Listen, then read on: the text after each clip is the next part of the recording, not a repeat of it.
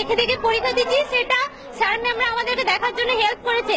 এবং যখন এসআই আসেন তখন আমাদেরকে সাবধান করে দেওয়া হচ্ছে যে এসআই আসছে, তোমরা এবার সাবধানে পরীক্ষাটা দাও। কিন্তু আমাদেরকে মোট কথা এই কলেজে সবাই হেল্প করেছে, স্যার ম্যামরা। আমরা দেখে দেখে ভালোভাবে পরীক্ষা দিয়েছি। দুটো পরীক্ষায় আজকে ইংলিশ পরীক্ষা ছিল, আজকে খুব রেস্ট স্ক্রিনে রেখেছিল, আজকে ঠিকভাবে পরীক্ষা দিতে দেয়নি, খুবই কারাগার রেখেছে। আজকে পরীক্ষা আমাদের ভালো হয়নি, 5 নাম্বার আমরা ওঠাতে পারিনি।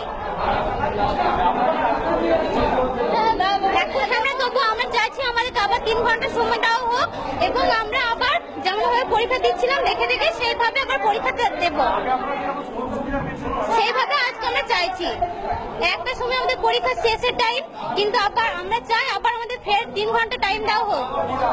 চুমকি